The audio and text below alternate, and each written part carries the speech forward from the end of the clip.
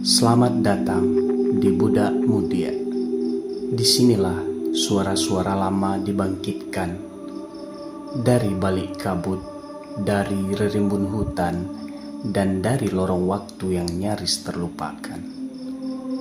Kami membawakan kembali legenda, cerita rakyat, dan dongeng dari pelosok negeri yang dahulu hanya dibisikkan di malam-malam sunyi.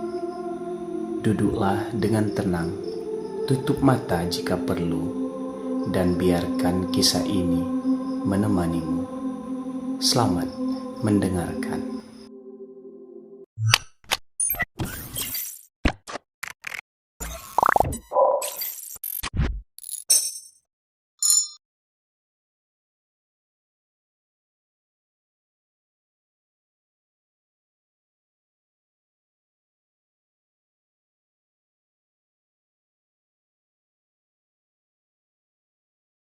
Beranjak daripada zaman dahulu, ketika hutan masih lebat dan sungai-sungai masih bening mengalir dari puncak bukit, yang tanpa sengaja menjadi saksi kekuatan cinta dari sepasang kekasih.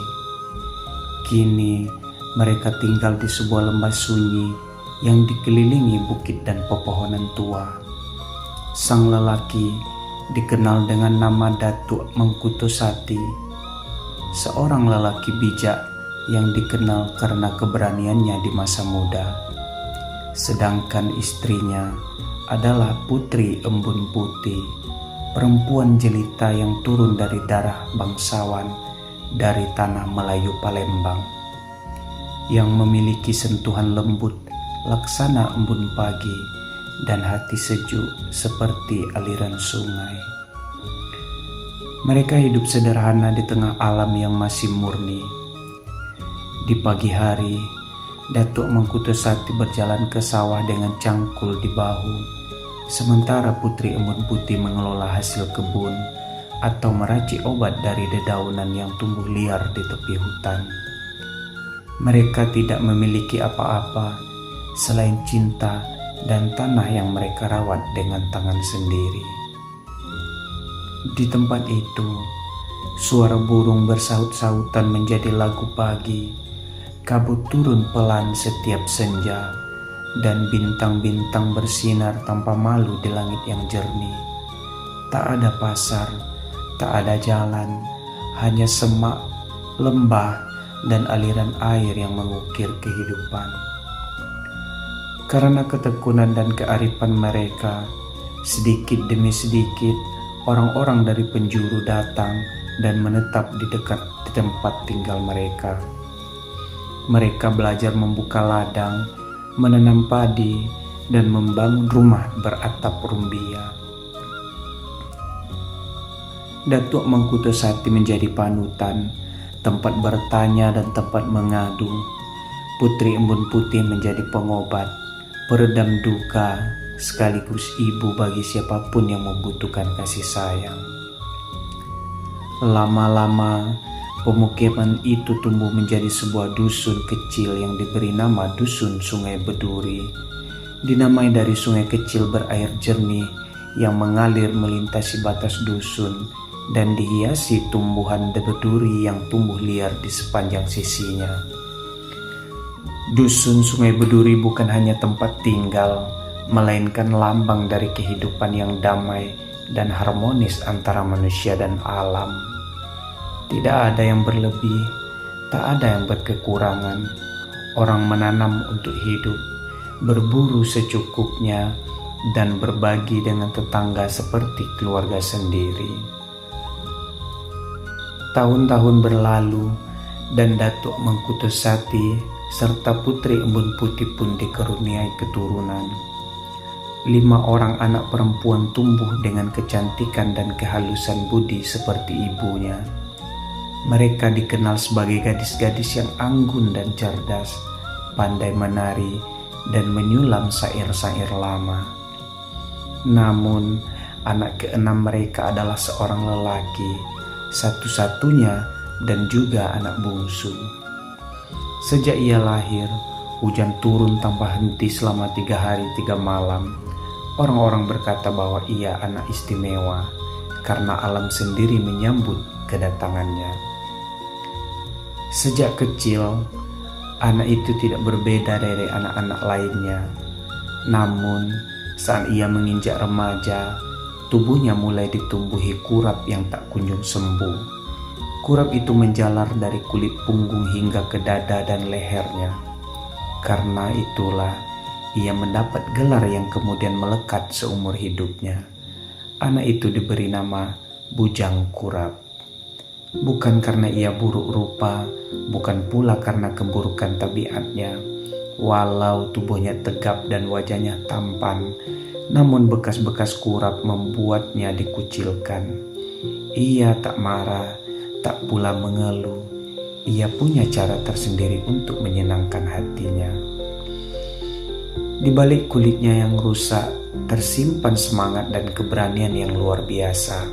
Tubuhnya gagah, pikirannya dalam, dan hatinya penuh dengan tanda tanya. Ia menjauhkan diri, kerap kali menyendiri di tempat-tempat sunyi, duduk bersila di bawah pohon tua, atau bersemedi di tepi goa.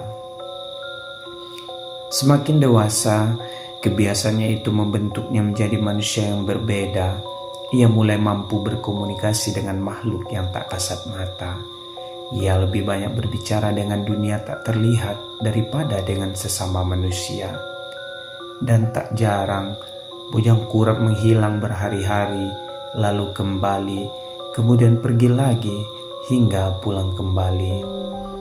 Hingga pada suatu malam yang kelam, langkah kakinya membawanya ke hutan di kaki bukit Kalambuai, tempat yang menurut orang kampung adalah wilayah para penunggu. Disinilah takdirnya berubah. Di bawah cahaya bulan purnama, ia mendengar nyanyian halus yang membelah kesunyian. Ia ikuti suara itu, menembus semak dan kabut, hingga sampai di sebuah telaga yang hanya muncul saat bulan penuh. Di sanalah ia melihat seorang perempuan cantik berdiri di atas air. Rambutnya menyapu permukaan telaga, matanya bercahaya lembut, dan wajah itu tampak asing tapi menenangkan. Bujang Kurap terpana. Perempuan itu memperkenalkan diri sebagai Randu Putih, penghuni gaib Bukit Kalambuai. Malam itu mereka berbincang, beradu pandang, lalu berjumpa kembali malam-malam berikutnya. Bujang Kurap mulai mengenal dunia Randu Putih, dunia kabut, sunyi, dan bisu. Ia mulai terbawa bahkan jatuh cinta, hingga akhirnya tanpa adat manusia, tanpa syarat duniawi, mereka menikah dalam upacara gaib di puncak Bukit Kalambuai, disaksikan oleh makhluk-makhluk tak bernama. Beberapa bulan setelah itu, Bujang Kurap menghilang dari dunia manusia, kemudian kembali, dan beberapa lama setelah itu, Bujang Kurap sudah tak pulang selama berbulan-bulan. Orang-orang mencari, namun tak menemukan jejak. Banyak yang mengira ia telah mati, namun sebagian percaya ia telah dibawa ke alam lain. Setahun berselang, saat bulan penuh menggantung rendah di langit, Bujang Kurap kembali. Wajahnya bersih, tubuhnya lebih gagah, dan matanya memancarkan aura aneh yang belum pernah dilihat sebelumnya. Ia berkata pada ibunya, "Aku telah menikah, Ibu, dengan seorang perempuan yang tinggal di Bukit Kalambuai. Kami bahkan telah dikaruniai seorang anak." Mendengar itu, Putri Embun Putih terkejut. Bukit Kalambuai bukan sembarang tempat. Itu adalah Bukit Angker di Dusun Temalang, tempat makhluk halus menampakkan diri pada malam-malam tertentu. Dengan suara bergetar, ia bertanya, "Jadi, kau menikah dengan hantu?" Namun Bujang Kurap tersenyum tenang. "Tidak, Bu. Dia cantik, lembut. Anak kami juga sehat. Jika Ibu ingin melihat cucumu, tunggulah malam Jumat Kliwon minggu depan. Tapi ada syaratnya. Ia meminta disiapkan 3 tandan pisang buai, 1 di atas atap rumah, 1 di dekat tungku dapur, dan 1 lagi di dek rumah. Rumah harus gelap gulita, tanpa cahaya. Mereka tak suka terang, dan pisang itu akan mengalihkan perhatian anakku. Jika tidak, ia bisa mengganggu barang-barang di rumah, bahkan orang-orang. Tibalah malam yang ditentukan. Angin bertiup kencang, daun-daun bergetar meski tak ada yang menyentuh. Suasana sunyi namun penuh bisikan halus. Dan dalam gelap muncullah bujang kurap membawa istri dan anaknya. Putri Embun Putih dengan hati campur aduk mendekat. Ia mencoba meraih cucunya. Dan tubuh itu, meski terasa seperti manusia biasa, ternyata tak berpenghujung. Saat ia menggapai kaki, ujungnya tak ditemukan. Saat mencoba meraba wajah, hanya kehampaan panjang yang terasa. Tubuh itu seolah duduk tenang di pangkuannya, namun bukan dari dunia ini. Anak itu tertawa riang, lalu menyambar pisang satu persatu. Seketika rumah jadi ribut. Di atap terdengar suara bergemuruh. Di dapur sendok-sendok beradu sendiri, dan udara menjadi berat. Putri Embun Putih merapatkan selendang. Wajahnya pucat. Ia sadar cucunya bukan manusia. Bujang Kurap pun menatap ibunya. Maafkan aku, Bu. Sepertinya anakku tak cocok hidup di sini. Ia bisa mengganggu kampung. Biarlah kami kembali ke tempat kami berasal. Putri Embun Putih diam lama, lalu mengangguk pelan. Pergilah, jangan bawa cucumu kemari lagi. Ia bukan milik dunia ini.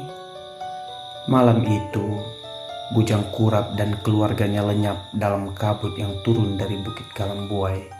Dan sejak hari itu pula, setiap malam Jumat Kliwon, jika pisang buai diletakkan di atas atap dan di dekat tungku, kadang terdengar suara tawa kecil atau angin berdesir aneh yang membawa aroma tanah basah dari dunia lain. Orang-orang berkata, anak Bujang Kurap datang menengok rumah neneknya, bermain sebentar, lalu pulang kembali ke alam gaib. Dan begitulah kisah Bujang Kurap menjadi legenda turun-temurun tentang batas antara cinta, manusia, dan dunia yang tak terlihat.